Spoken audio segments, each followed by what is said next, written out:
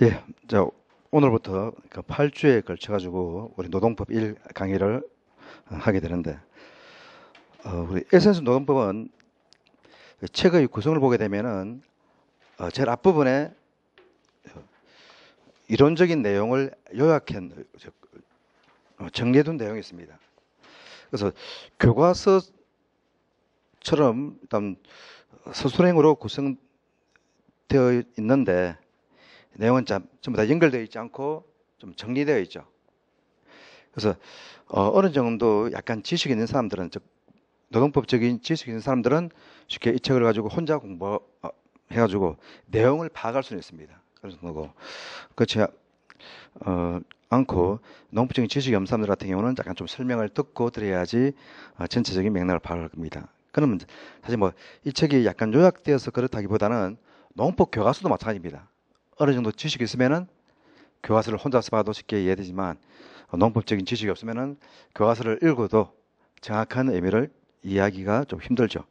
그래서 이 책은 그래서 교과서보다 더 효율적으로 좀 내용이 정해져 있고, 그 다음에 이제 중요한 것은 우리가 노동법을 공부하고 이해하는 것도 중요하지만 궁극적인 목적은 일단 1차 시험에서 합격하라는 것이죠. 객관식 문제를 많이 맞추는 것이 1차 시험의 목표입니다. 자, 그렇게 하기 위해서는 내용을 이해하는 것도 중요하지만 그보다 중요한 건 뭡니까? 실전 문제가 나왔을 때 답을 고르는 능력이죠. 그래서 오지선다 5가지 지문 중에서 옳은 지문이든 옳지 않은 지문을 고르는 것이 가장 중요합니다. 자, 그런데 이 OX 지문은 객관식 문제는 우리는 오지선당이죠.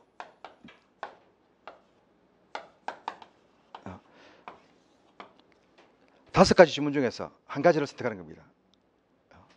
뭐 사법시험 같은 경우는 뭐 2개, 3개 선택하는 것도 있지만 우리는 주로 이제 한 가지 이거, 뭐 경우에 따라서는 한 4가지, 5가지 지문에서 2개, 3개를 묶어가지고 가는 것도 있습니다만은 기본적인 내용은 바로 오지선다형입니다. 오지선다형은 특별한 것이 아니고 5가지 지문인데 이 지문들은 뭡니까? 그 대부분 다 옳은 지문, 옳지 않은 지문으로 구성되어 있죠.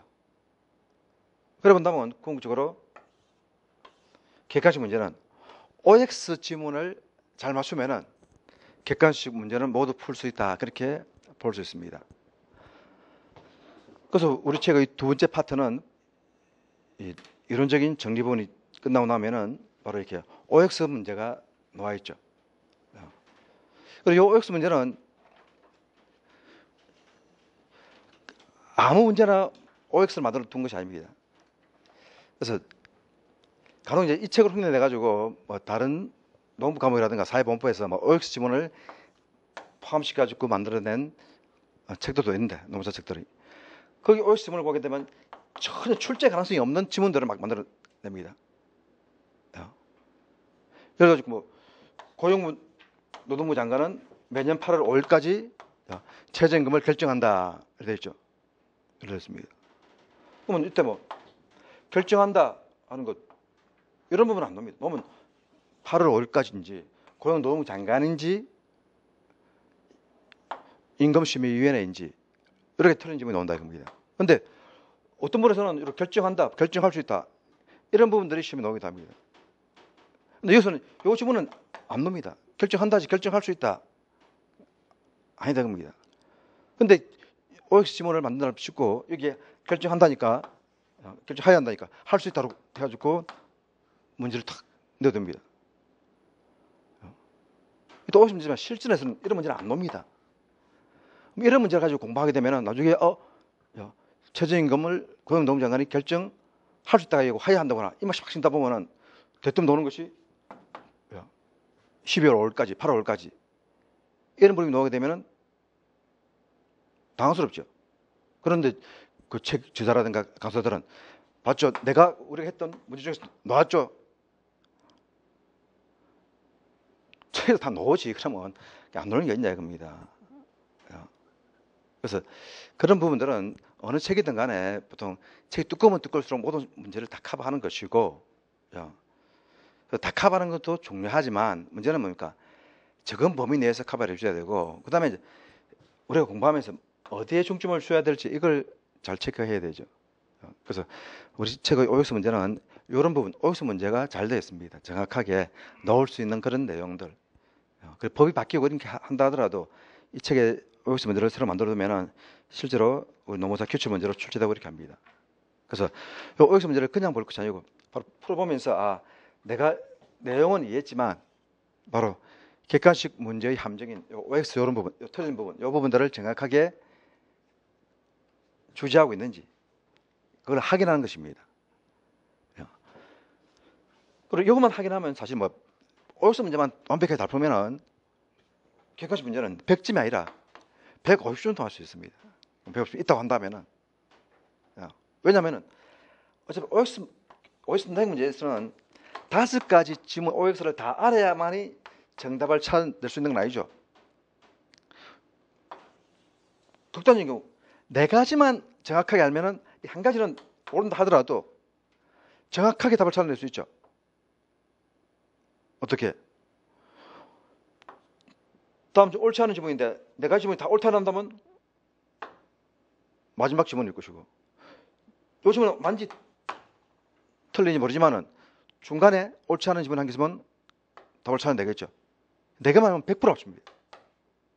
그러니까 OX 지문 중에서 80% 정도만 공부하게 되면 거의 100점 맞출 수 있다 겁니다. 더 나아지고 3개만 알아도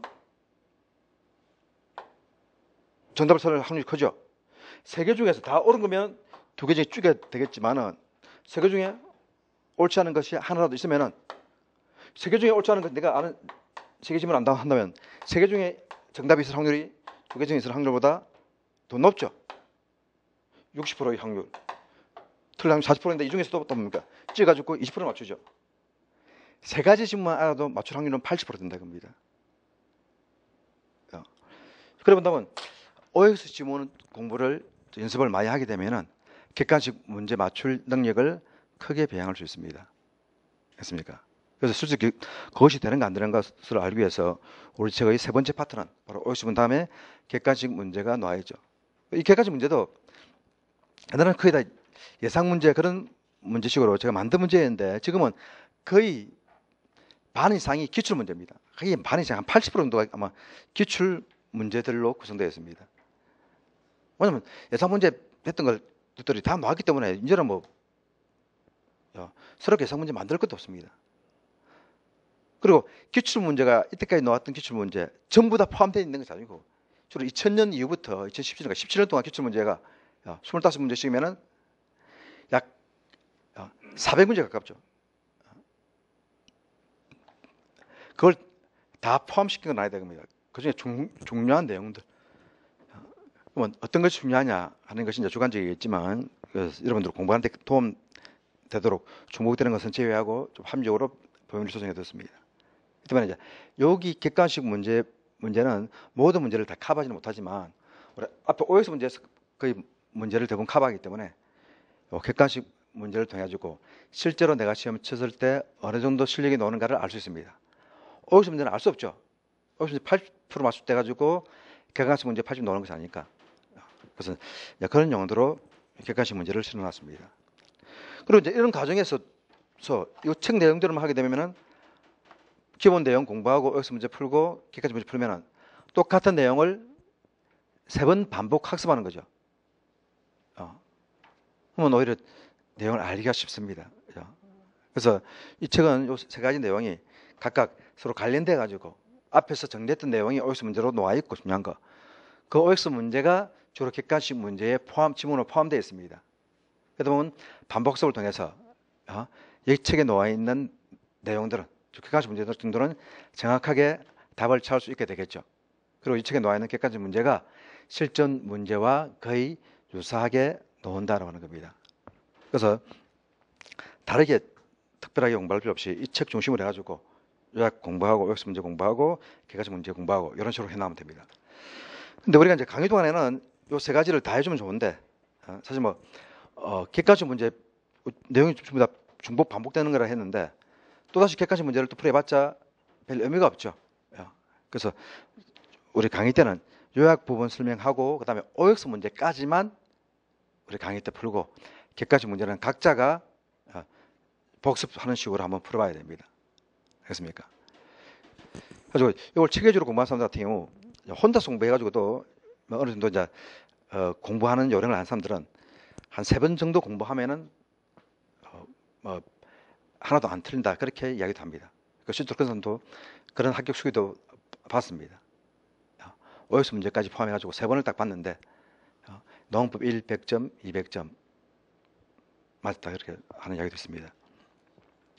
근데 이제 그거는 이제 그 사람이 뭐 어느 정도 농법을 알고 있는 상태니까는 가능했던 거고 농법을 잘 모르는 사람들은 농법을 이해하고 난 뒤에 봐야 됩니다. 그리고 제가 주로 강의 때 강조하는 것은 이 책 내용을 암기하러 가지 않습니다. 우선 이해하기 바랍니다.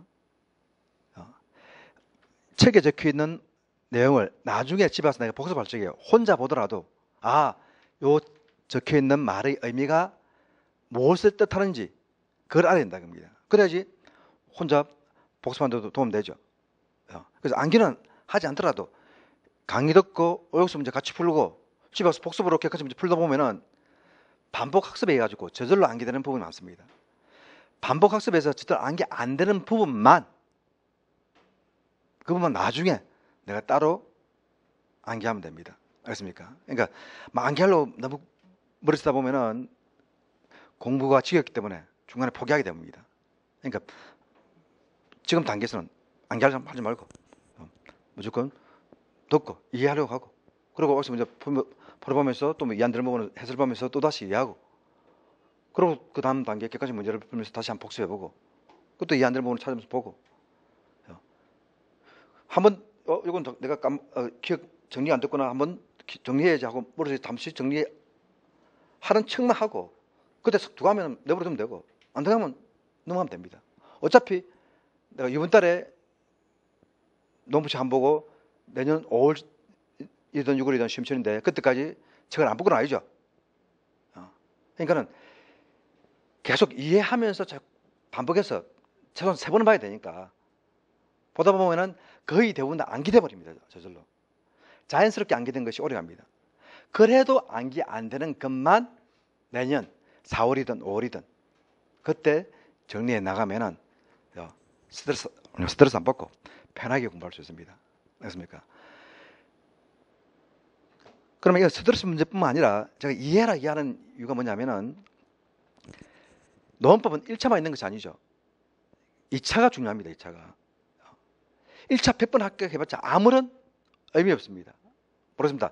젊은 사람들 취업하는데 약간 도움 될지 모르지만은 여러분들이 뭐 취업하는데 도움 받기 위해서 농사 시험 치는 건 아니죠.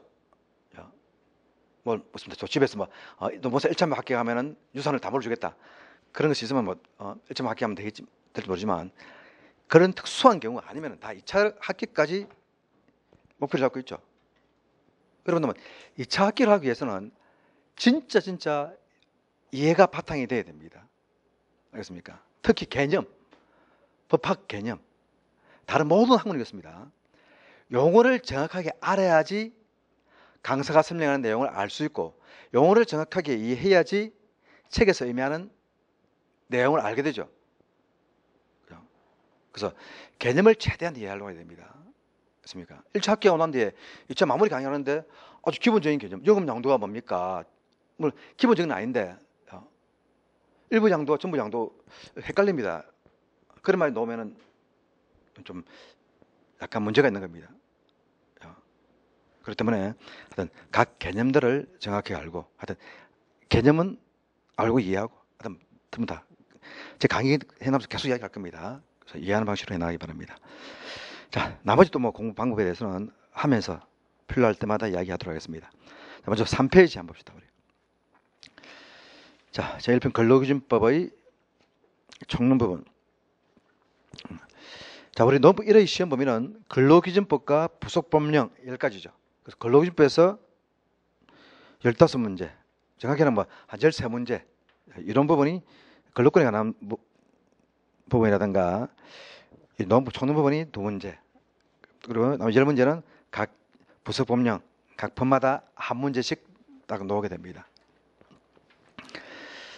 그럼 우리 요 제1장과 제1장 요번에서는 보통 한두 문제가 나온다 그렇게 볼 수 있습니다. 자, 근로권의 의인데 근로권, 근로할 권리, 즉 일할 권리죠. 일할 권리. 자, 일할 권리인데 좀 고상하게 하면 인간이 자기 의사와 능력에 따라 근로관계를 형성하고 일할 권리니까 일할 의무면은 자기 의사와 관계없이 일해야 되는 거지만 일할 권리니까 자기 의사와 능력에 따라 일하고 싶은 사람은 근로관계를 형성하고 타인의 방해를 받음이 없이 근로관계를 계속 유지하며 해고되지 않고 근로관계 계속 유지하고 근로의 기회를 얻지 못한 경우에는 국가에 대하여 근로의 기회를 증화해 줄 것을 요구할 수 있는 권리를 말한다 하는 겁니다. 우리가 헌법재판소, 즉 헌법재판 판례의 태도이죠. 그래서 근로 기회를 요구할 수 있는 권리. 즉 우리 근로권은 기본권이죠. 기본권이라는 것은 뭡니까? 국민이 국가에 대해서 요구할 수 있는 권리다 이겁니다. 우리 노동상권도 기본권이죠. 헌법에 보장된 권리는 국가에 대해서 요구할 수 있는 그런 권리죠. 그럼 근로권도 바로 국가에 대해서 요구할 수 있는 권리인데, 그러면 일할 권리니까 일자리를 달라고 요구할 수 있는 권리냐 하는 겁니다. 근데 우리 헌법재판소는 뭐라고 하고 있습니까? 일자리를 달라고 요구할 수 있는 권리가 아니고 일할 기회, 일자리를 얻을 기회를 달라고 요구할 수 있는 권리를 말한다 그죠? 아니 일자리를 요구할 수 있는 권리면 나는 지금 학교 졸업하고 실업자니까 국가에 대해서 내가 직장을 요구할 수 있게 되겠죠. 우리나라는 아직 그게 안 돼 있죠. 세계적으로 근로권이 다 자본주의 국가에서는 보장돼 있지만 자유주의 국가에서는 국가가 일자리를 다 해주는 그런 나라들은 없죠. 그러면 뭡니까? 국가는 모든 국민이 자유롭게 직장을 구할 수 있는 기회를 균등하게 보장해 줘야 된다 겁니다. 검수들 해가지고 먼저 직장을 구하고 엄수는 받더라고 이렇게 안 된다 겁니다. 그래서 바로 최근에 사법시험 폐지 때문에 사법시험 수험생들이 시비 거는 것이 그거죠. 사법시험 폐지는 없는 사람들이 법관이 될 수 있는 기회, 법관이 되는 게 될 수 있는 기회를 박탈하는 것이다. 누구나 법관 될 수 있는 건 아니죠. 그렇지만 누구나 법관이 될 수 있고 변호사가 될 수 있는 기회를 보장해야 되는데 지금 로스쿨이 있지만 로스쿨은 돈 없으면 가기 힘드니까는 그러면 바로 흑수들은 변호사가 되는 길을 막지 않느냐, 저 기회를 박탈한 것이 아니냐. 그래서 위헌 소원을 제기한 거죠. 바로 헌법에는 근로권이 보장되어 있는데 아니냐. 바로 직장 자체가 아니고 일할 기회를 제공해 줄 것을 요구할 수 있는 권리를 말한다라고 하는 겁니다. 그리고 이제 국가에 따라서는 바로 이제 근로권에 대해서 우리나라보다 더 확실하게 보장하는 그런 국가들도 있습니다. 구소련 헌법 같은 경우는 그러니까 사회주의 헌법이죠. 바로 이거 뭐 시험에 나오는 내용은 아닙니다. 총계 본다면 바로 국민은 근로권, 즉 근로의 양과 질에 대하여 이에 상하는 급부로서 직업을 보장받을 권리가 있다. 우리는 기회보장인데 공산주의 국가에서는 직업을 보장해준다 겁니다. 그리고 이제 약간 한정된 의미에서의 근로권의 의의, 자본주의와 사회주의가 합쳐진 그런 부분에서는 모든 독일 국민은 바이마른 법인데 경제적 근로에 의하여 그 생활비를 구할 수 있는 기회가 부여될 것이며, 이거는 우리하고 똑같죠. 기회 보장이고, 적당한 근로의 기회를 부여받지 못한 자에 대하여는 필요한 생활비를 지급한다. 즉 일할 기회를 보장받지 못한 사람에 대해서는 비로소 이제 생활비를 지급한다 입니다. 구소련 같은 경우는 직장을 아예 보장하니까 생활비를 지급할 필요 없겠죠. 독일은 바이마르 공화국 당시의 독일 같은 경우는 바로 이렇게 생활비를 지급할 수 있는 이런 권리까지 보장했는데, 청구할 수 있는 권리까지 보장했는데, 우리나라는 이 뒷부분은 없죠. 우리나라는 이제 그러면 근로의 기회를 갖지 못해가지고 생계 유지가 곤란한 사람들 어떻게 하냐? 이건 우리 사회보장급여로서 일정액을 보장하죠. 그죠? 그래서 우리나라는 바로 이렇게 일할 기회를 부여하지 못한 사람에 대해서는 사회보장급여로서, 즉 취업급여를 지급한다든가 기초생활 급여를 지급한다든가 이런 식으로 지원을 뿐이지 일자리를 갖지 못한 것에 대한 상하는 급부를 행하지는 않습니다. 그렇습니까? 그래서 우리는 생활비 청구권은 없고 근로기의 청구권이 근로권의 본질적인 내용이다. 다음에 두 번째, 근로권의 주체. 근로권은 누가 행사하느냐? 우리 기본권은 주로 누굽니까? 모든 국민이 청구할 수 있는 권리죠. 모든 국민이. 근데 우리 근로권은 모든 국민의 권리가 아니고 근로자, 일하려고 하는 사람, 근로자의 권리이다. 그 다음에 마찬가지로 노동상권, 우리 노동법 2에서 배우는 단결권, 단체 교섭권, 단체 행동권도 근로자의 권리죠. 근데 우리 근로상권은 근로자 개인의 권리인 동시에 근로자 집단, 노동조합의 권리이기도 하다는 겁니다. 노동조합도 단체 행동하고 단체 교섭을 요구할 수 있죠. 근데 근로권은 같이 노동 기본권이지만 근로자 개인의 권리이지 노동조합은 그 주체가 될 수 없다. 대비되죠. 요건 뭐 최근에 판례가 객관식 지문으로 많이 나오지만 요 지문은 이때가 시험에 나온 적은 없습니다. 이거는 뭐 우리가 이론적인 부분을 생각하기 전에 가만히 생각해보면 알 수 있겠죠. 일할 기회는 근로자 개인이 요구할 수 있는 권리죠.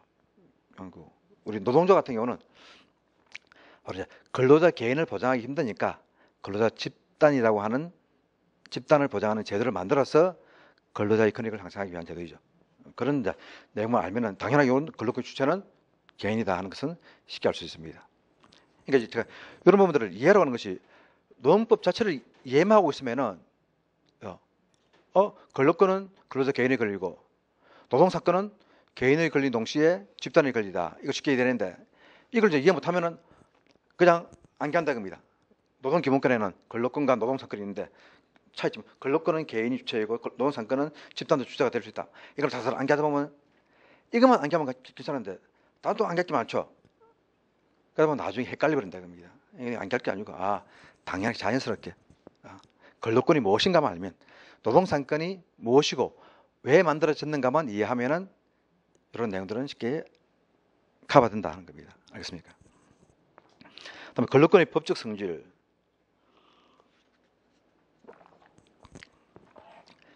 자, 이 근로권이 자유권이냐, 생존권이냐. 보통 생존권은 사회권이라고 하는데, 그래서 생존권이냐, 사회권적 권리이냐 하는 겁니다.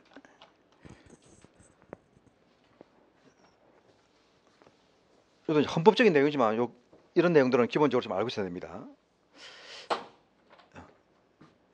이 자유권이냐, 생존권이냐.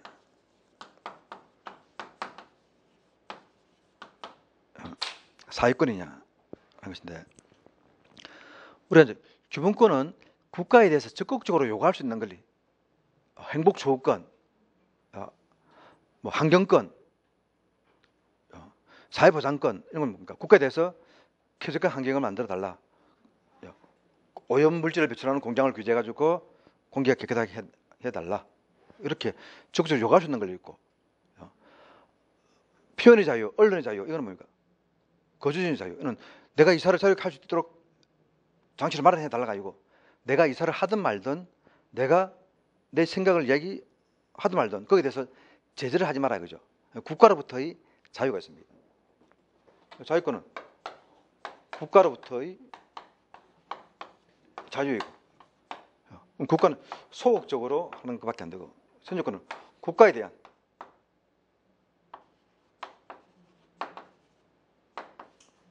권리죠. 국가가 적극적으로 나서가지고 보장해줘야 되는 권리다라고 하는 겁니다. 그래서 이 자유권과 생존권의 성격은 이렇게 좀 차이가 있고, 또 한 가지는 자유권은 우리 천부인권이 하죠. 태어날 때부터 있는 거다.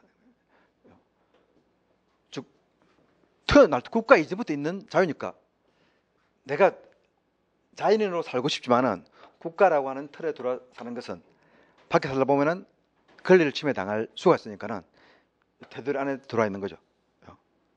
그렇지만 내가 자유를 권리가 있으니까는 국가는 내 자유권은 침해하지 말아야 됩니다. 신종 같은 경우는 이제 내가 국가라는 틀에 들어가지고 세금 같은 걸 내고 이렇게 하는 거니까 내가 살아갈 수 있도록 수도 시설도 해주고 의료 제도도 만들어 놓고 적극적으로 보장해 달라 하는 겁니다.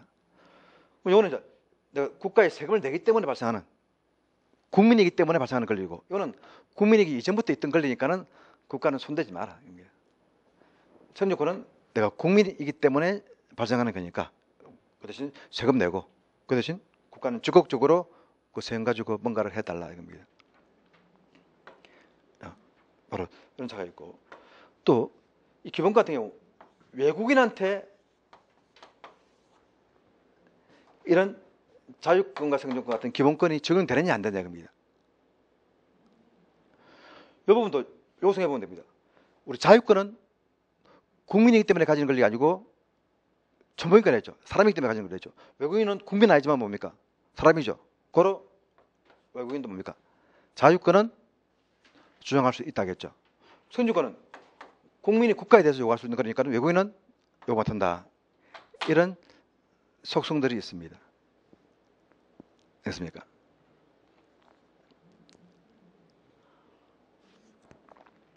그래서 헌법 공부할때는 자유권이냐 선주권이냐 이 부분에 아주 중요한, 기본적으로 중요한 개념이지만 논법에서는 아주 중요한 개념은 아니지만은 바로 이 법적 성질 이 부분 때문에 이 부분들은 좀 기본적인 내용을 알아둬야 됩니다.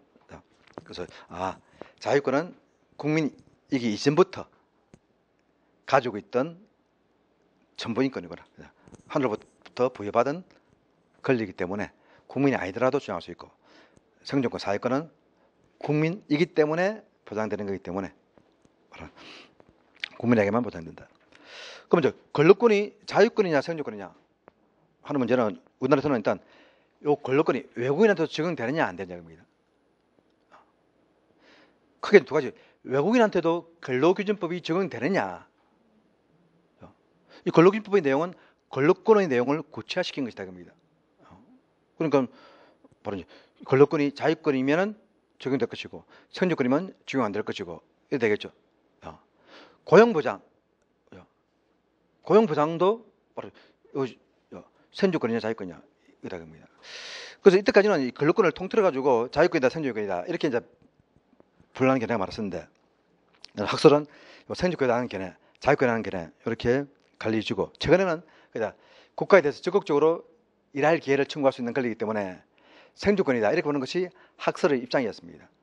그런데 우리 판례는, 자, 우리 1차 시험에서는 학설은 시험에 안 놉니다. 그래서 학설은 이런 부분에 대해서 이런 두 가지 견해가 있었구나, 이런 다툼이 있었구나, 이걸 그냥 알고 결과인 판례의 태도만 알면 됩니다. 근데 판례 태도만 알면은 왜 이런 판례가 나왔는지 좀 붕 뜨겠죠. 그래서 바로 이제 이런 처음부터 자유권이냐 생존권이냐, 모든 기본은 자유권이냐 생존권이냐 여기에 대한 다툼이 있는데, 우리 얼핏 생각하다 보면 권력권은 당연하게 뭡니까? 국가의 기회 보장을 소극적으로, 내가 직장 구할 테니까 너 관여하지 마라, 그런 자유권이 아니죠. 국가에 대해서 적극적으로 나한테 기회를 보장해달라. 내가 대학 졸업하고 대기업에 심치는데 지방 출신이라고 차별 안 받게 해달라. 처벌받으면 이건 기회 보장이 안 되는 것이죠. 그런 것을 적극적으로 요구할 수 있는 권리이지, 기업체에서 어느 사람을 뽑든 국가가 관여하지 마라, 이건 아니죠. 그러니까 생존권으로 받는데, 우리 판례는 권력권 안에 생존권도 있지만 자유권적 성격을 가지는 것도 있더라 이겁니다. 그래서 권력권은 그러니까 일할 자리에 관한 권리, 최초에 직장을 구하는 권리가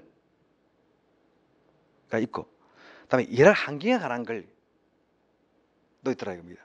일할 자리에 관한 권리는 고용이죠, 고용. 내가 취업할 때에 관한 권리.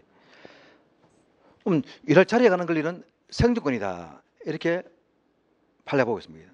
생존권이기 때문에 외국인 근로자한테는 외국인한테는 인정되지 않는다 겁니다. 이 말은 다른 말로 해가지고 고용 과정에서 외국인과 내국인을 차별하더라도 권력권을 침해한 것이 아니다 겁니다. 바로 외국인한테는 권력권이 즉 일할 자리에 관한 권리가 보장 안 되니까. 말이고. 또 일할 한계에 가는 권리는 뭐냐면 근로시간, 임금 이런 것이 일할 한계에 가는 권리입니다. 근로조건을 말합니다. 근로조건.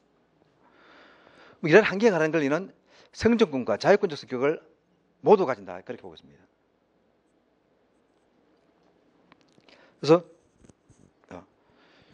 생존권적 성격만 있으면 외국인한테 인정 안 할 수 있는데 자유권적 성격이기 때문에 요번 외국인한테 인정 안 할 수가 없겠죠.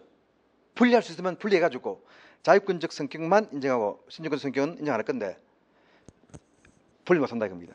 즉 임금이라든가 근로시간은 생존권적 성격. 사실 임금을 얼마 지급하느냐 하는 것은 우리가 얼핏 생각하면 뭡니까? 생존 문제와 관련된 것처럼 보여지죠. 주로 생존 문제와 관련되지만 문제는 아무리 많은 임금을 하더라도 근로자 입장에서는 뭡니까? 내 근로시간이라든가 이런 부분, 특히 근로시간 같은 경우 일을 많이 하면 월급 많이 받지만은 너 돈을 많이 벌기 위해서 무한정 일하고 싶지 않겠죠. 내가 딱 시간을 조정해가지고 일주일에 40시간이면 40시간. 나는 돈이 급하니까 돈이 필요하니까 50시간. 그렇죠. 나는 일요일에 못한다. 나는 쉬어야 되기 때문에 개인 시간을 많이 적는다. 나는 토요일에 인터한다. 이런 것을 자기가 정하려고 하겠죠. 사용자 일방적으로 정하는 게 자유고. 그러면 근로조건을 결정하는 문제는 자유권적인 측면이다. 겁니다. 그래서 바로 이렇게 근로조건에 관한 일할 환경에 관한 부분은 자유권적 성격이 있다. 겁니다. 그래서 입사 때 외국인인 것을 이유로 차별한다든가 하는 것은 아무런 문제 없습니다. 실질적으로 어떤 문제가 있냐면은 자, 외국인 근로자 고용에 관한 법률이 있습니다. 그것도 우리 시험 문제 한 문제씩 나옵니다. 그 법에 보게 되면은 우리나라에서도 외국인 근로자를 채용할 수 있는데 조건이 뭐냐면은 내국인 근로자를 구하다가 못 구하면은 외국인 근로자를 구할 수 있도록 되어 있습니다. 그러면 외국인 근로자 입장에서는 억울하죠. 나는 그 회사에 입사하고 싶은데 대한민국 법이 어떻게 그 회사에서 사장이 외국인 근로자 뽑고 싶어도 일단은 내국인 근로자를 구하려고 시도하다가 안 되면은 뽑아야 된다 겁니다. 차별 아니냐 겁니다. 바로 근로권 위배 아니냐. 아니다 그죠. 일할 자리에 관한 권리는 외국인한테 보지 않으니까. 그 다음에 내가 어떤 가정을 거쳐가지고 어느 회사에 들어갔는데 외국인이라는 이유로 월급을 적게 주더라 이겁니다. 똑같은 일 아닌데 이건 임금에 대한 차별 아니냐 겁니다. 그래서 이제 바로 임금이라든가 근로시간은 뭐랬습니까? 일할 환경에 관한 부분이었죠. 이 부분이 자유권이면은 생존권이면은 그거는 외국인 근로자한테 보장 안 된다 할 것인데 우리 판례는 생존권과 더불어 자유권적 성격도 모두 가진다 했죠. 고로 외국인 근로자라 하더라도 일단 채용되고 난 뒤에는 내국인과 차별하지 못한다는 겁니다. 근데 외국인 근로자도 일할 환경에 관한 권리는 있다라고 하는 겁니다. 맞습니까? 자, 이 내용을 이제 우리 판례는 어떻게 표현하고 있는가? 왜냐하면 제가 여러분들 좀 알기 쉽게 설명했지만 이제 이해된 사람도 있고 이해 안 된 사람도 있을 겁니다. 이제 우리 판례는 어떻게 표현하고 있는가? 이걸 보면은 정확하게 이해할 수도 있고 그것도 이해 안 되면 다시 몇 번 더 한번 읽어봐야 됩니다. 그리고 실제로 시험에 나오는 것은 제가 설명한 대로 나오는 것이 아니고 어떻게 판례의 요 문장들이 인용되어서 맞는 말인지 틀린 말인지 나오게 되겠죠. 근데 그냥 판례만 보기보다는 이렇게 설명 듣고 이해하고 판례를 읽어봐야 됩니다. 그럼 나중에 시험 문제 나왔을 때도 여기에 요 가운데 한 문장을 약간 바꾸더라도 아 틀린 말이다 하는 것을 알아야 되겠죠. 자, 일할 자리에 관한 권리 부분에 대해서는 근로의 권리란 인간이 자신의 의사와 능력에 따라 근로관계를 형성하고 타인의 방해를 받음이 없이 근로관계를 계속 유지하며 근로의 기회를 얻지 못한 경우에는 국가에 대하여 근로의 기회를 제공해 줄 것을 요구할 수 있는 권리를 말하고 여기까지 근로권의 일반적인 말이고 이러한 근로의 권리는 생활의 기본적인 수요를 충족시킬 수 있는 생활수단을 확보해 주고 나아가 인격의 자유로운 발현과 인간의 존엄성을 보장해 주는 것으로서 사회권적 기본권의 성격이 강하므로 이에 대한 외국인의 기본권 주체성을 전면적으로 인정하기 어렵다. 그래서 근로권은 외국인한테 기본권 주체성을 전면적으로 인정하기는 어렵다 겁니다. 자, 그런데 이제 뒤에 근로의 권리가 일할 자리에 관한 권리만이 아니라 일할 환경에 관련도 함께 내포하고 있는 바. 그래서 앞으로 일할 자리에 관한 권리는 외국인한테는 인정할 수 없지만 바로 근로의 권리의 일부분이 일할 한계에 관한 권리도 함께 내포하고 있는 바 후자 일할 한계에 관한 권리는 인간의 존엄성에 대한 침해를 방어하기 위한 자유권적 기본권의 성격도 갖고 있어. 요거만 있는 것이 아니고 천조권 성격도 있지만 자유권적 기본권 성격도 갖고 있어. 건강한 작업 환경, 일에 대한 정당한 보수, 합리적인 근로조건의 보장 등을 요구할 수 있는 권리 등을 포함한다고 할 것이므로 외국인 근로자라고 하여 이 부분까지 기본권 주체성을 부인할 수 없다. 기본권이 주체가 되니까는 바로 일할 환경에 대해서 차별하는 것은 외국인 근로자의 일할 환경에 관한 권리를 침해하는 것이라서 그런 행위는 무효이다 이거죠.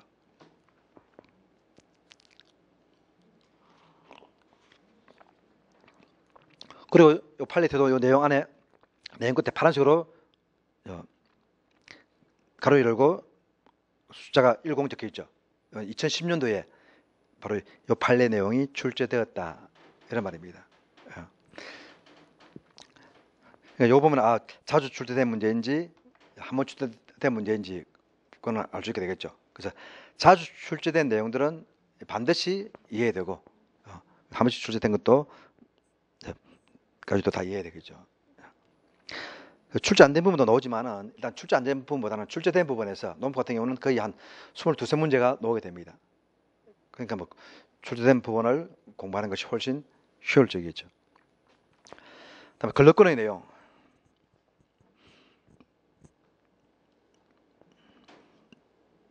자, 우리 헌법 32조 1항 전문에서는 32조 1항이 문장이 두 가지로 됐습니다. 그래서 앞에 문장을 전문, 뒤에 문장을 후문 이렇게 표현하기도 합니다.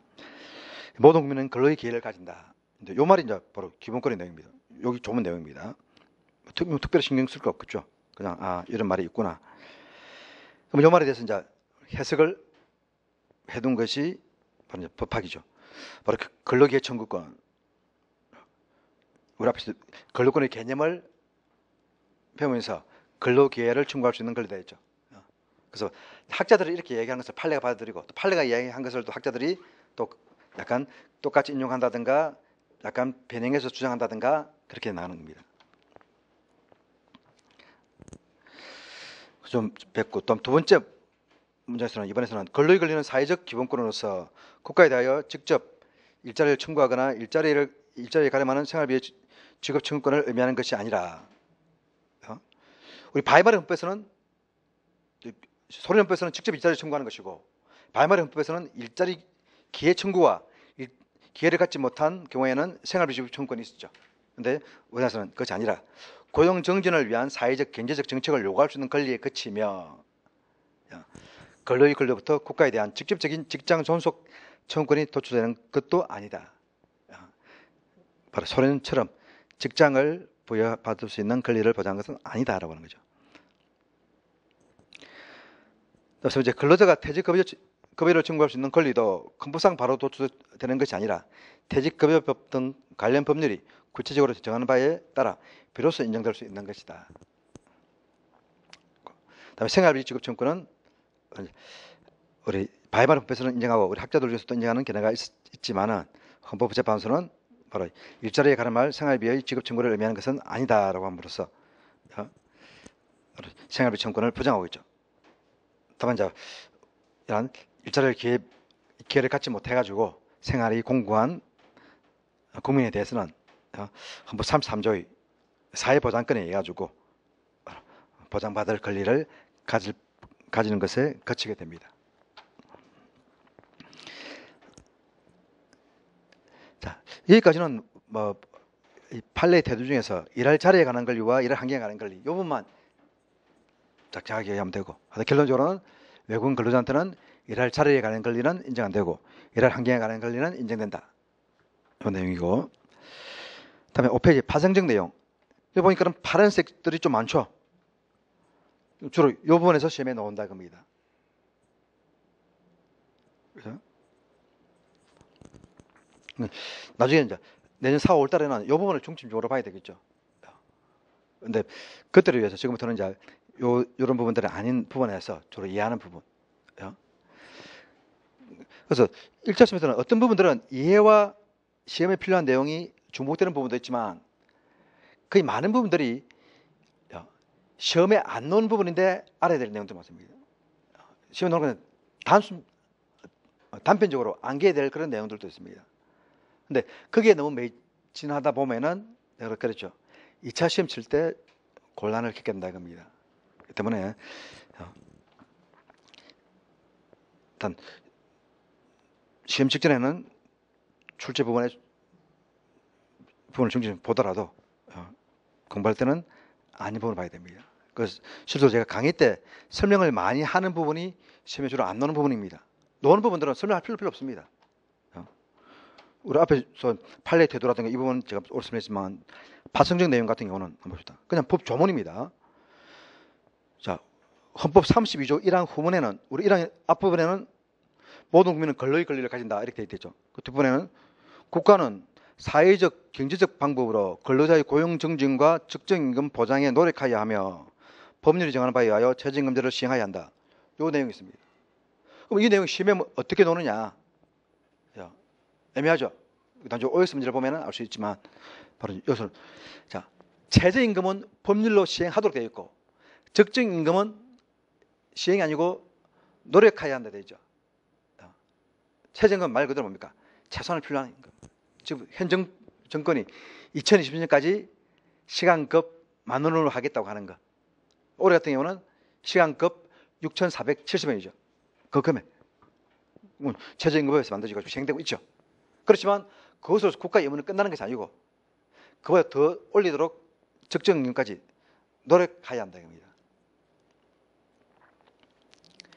그래서 최저임금은 시행하도록 되어 있고 고용정진과 적정임금 보장에 노력하도록 의무지고 있구나 하는 거.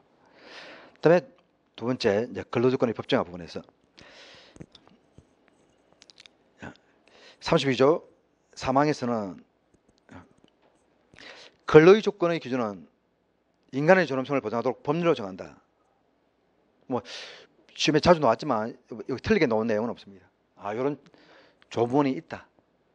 그다음에 이제 의미적으로는 이 조문은 근로기준법의 근거 규정이 됩니다.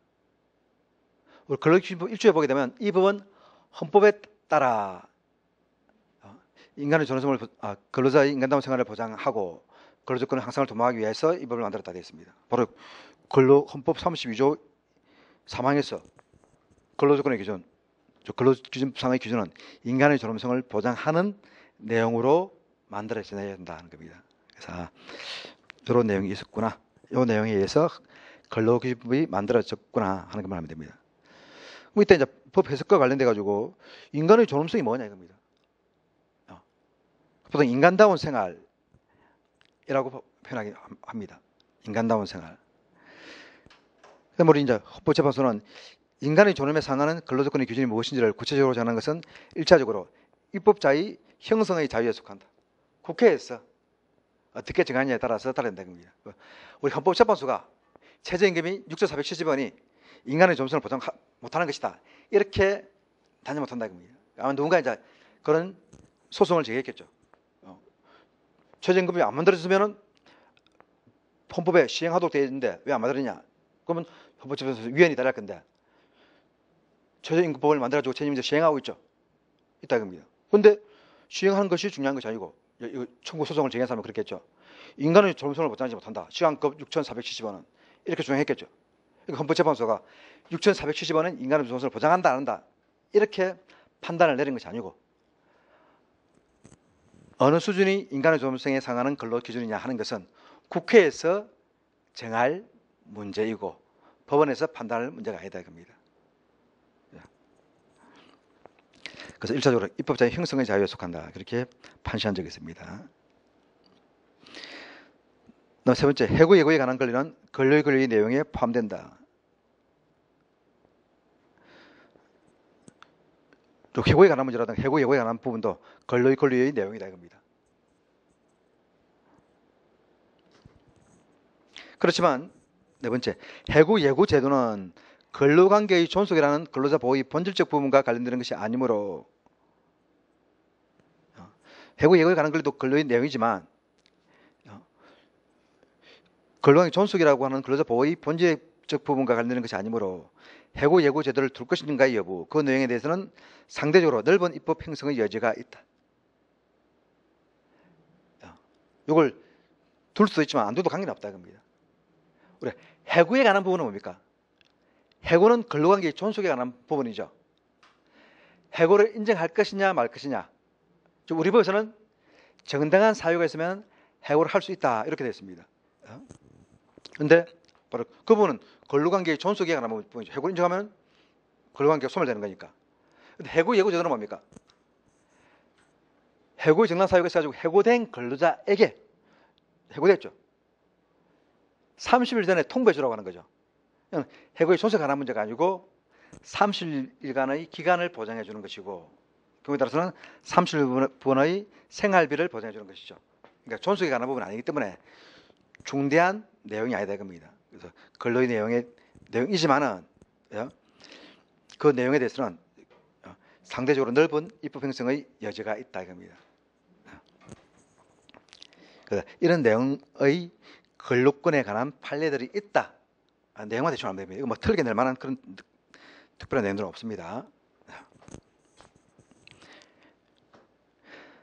다음 3번에 자, 여자의 근로는 특별한 보호를 받으며 우리 근로기준법도 나중에 공부하다 보면은 일반 근로자의 근로조건 보장에 관한 규정들이 있고 그다음에 여성과 연수자에 대한 특별보호 규정이 있습니다. 바로 그 규정을 따로 두는 이유는 우리 헌법에서 여성의 근로는 특별한 보호를 받는다. 그런데 사반에서는 연수자의 근로는 특별한 보호를 받는다 했습니다. 그러면 장애인의 근로는 고령자의 근로는 우리 헌법 32조에서 아무런 언급이 없습니다. 바로 그 부분이 시험에 자주 나왔습니다. 다음 중 근로권의 내용이 아닌 것은 그리고 장애인의 근로는 특별한 보호를 받는다. 고령자의 근로는 특별한 보호를 받는다. 없죠. 어렵습니다. 물론 장애인과 고령자에 관한 그런 부분들 같은 경우 우리 사회보장제도에서 언급되는 부분이 있습니다만은 그건 사회보장 부분이고 근로의 권리로서 특별히 보호하고 있지는 않죠. 그런데 단편전 이런 것들이 객관식 문제에 나온다 하는 겁니다.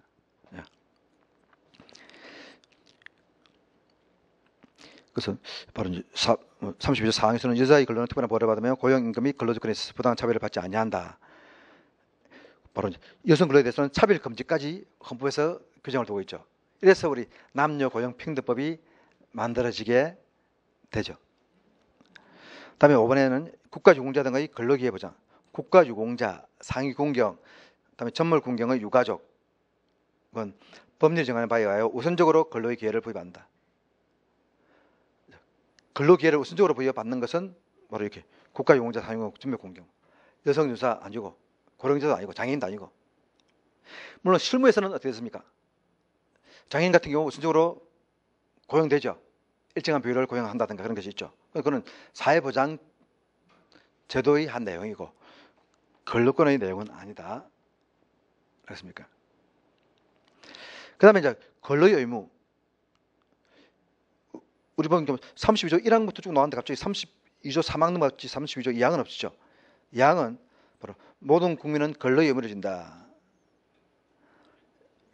그다음에 국가는 근로의 의무의 내용과 조건을 민주주의 원칙에 따라 법률을 정한다. 이런 내용이 있습니다. 이것도 자주 나왔습니다. 사실 근로의 의무는 근로권이 아니기 때문에 노무사 시험 문제에 나와서는 안 되는데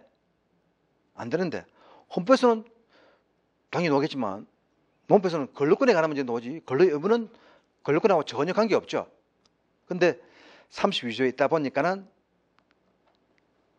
요 조문이 나옵니다.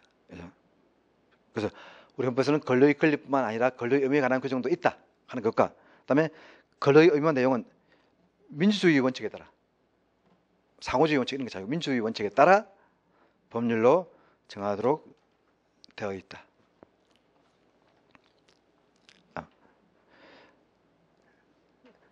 조문이 들어오는데 이 조문이 어떤 부분에 신경 써야 될지 이야기했죠. 그리고 바로 근로 조건과 관련되는 판례가 있었는데 판례 중요한 내용들은 정리해뒀죠. 이런 것만 알면은 근로권에 관한 문제는 쉽게 다 커버할 수 있을 겁니다. 예, 잠시 쉬었다가 근로기준법에 의의하도록 하겠습니다.